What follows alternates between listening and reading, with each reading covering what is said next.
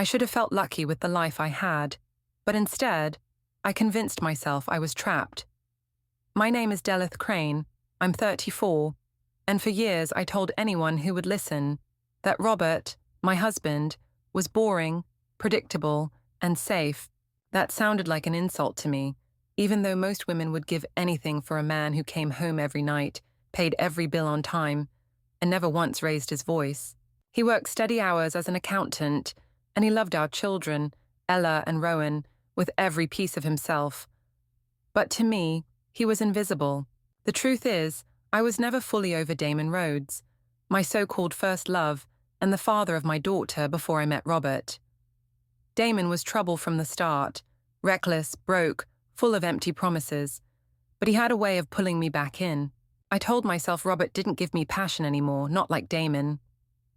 My sister Isla agreed, egging me on, saying I deserved fire, not routine. Even my mother warned me once that Damon would ruin me again, but I laughed it off. I thought she just didn't understand. At first, I framed it like I was the victim. I told people Robert was too quiet, too passive, too unwilling to fight for me. I gaslit him in front of friends, saying he was lucky I stayed when other women would have left long ago.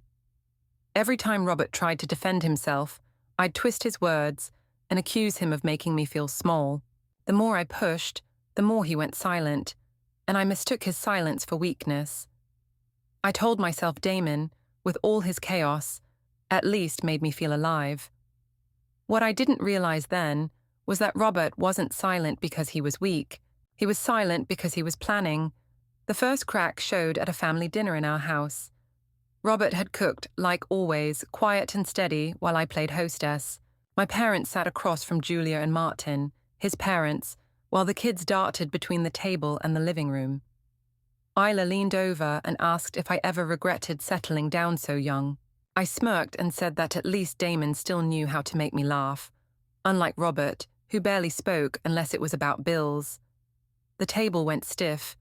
Julia glared at me and told me I was humiliating her son. I rolled my eyes and said Robert should be grateful I chose him over Damon, otherwise he'd still be single. Robert didn't argue, didn't defend himself. He just sipped his wine like nothing had happened. Isla jumped in, saying Robert needed to lighten up, and I laughed along with her. Right then, my phone buzzed, Damon's name lighting the screen. I excused myself to answer it, leaving Robert staring down at his plate in silence. 2 weeks later, I pushed things further at a dinner out with friends. We sat in a noisy restaurant, everyone drinking and laughing, and I decided Robert needed to be put in his place. When someone asked about marriage highs and lows, I leaned back and said Damon had always been more exciting, more spontaneous, while Robert was dependable. I said it with a smile, pretending it was harmless, but I watched Robert stiffen. He didn't protest. He just cut his steak into neat little squares, while the table fell into uneasy silence. One friend coughed and changed the subject, but the tension lingered. Later, in the parking lot, I told Robert he was sulking. He looked at me with that tired face and said nothing, then got in the car without opening my door like he usually did. That night, he didn't even come to bed. I found him asleep in the guest room, and instead of feeling guilty, I told myself he was being dramatic. By the time gossip reached my workplace, I didn't even care.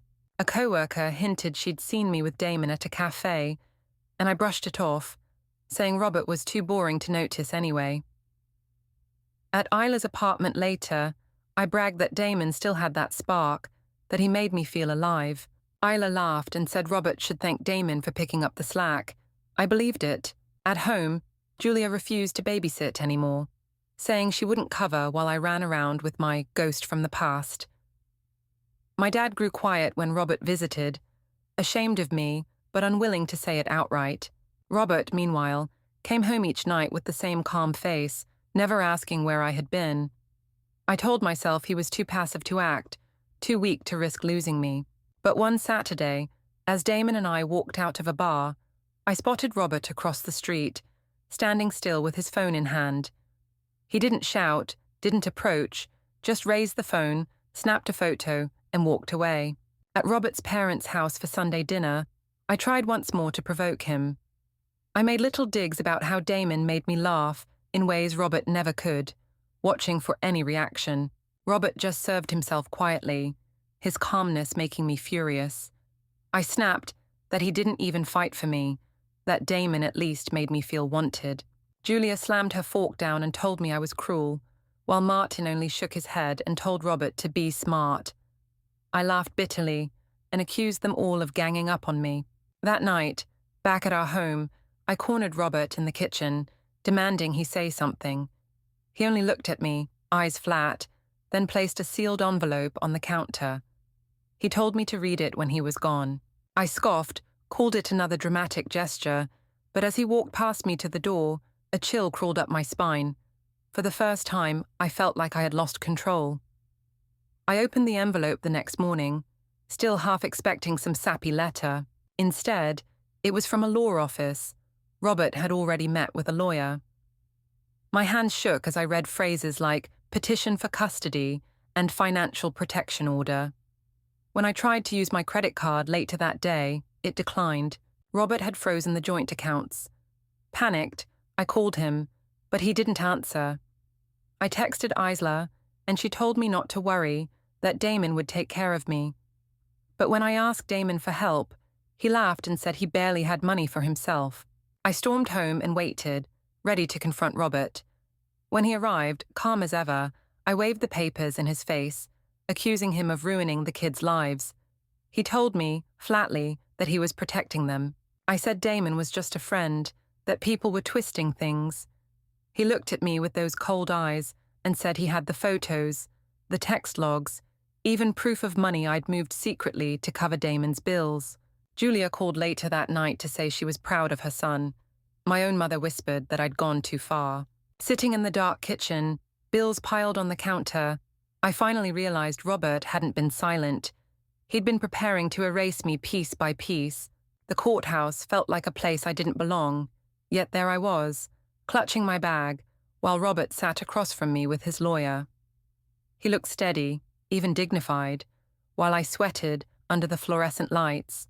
The mediator went over the documents, photos of me and Damon outside bars, text logs where I begged Damon for money, bank statements showing Robert had shielded assets from my spending.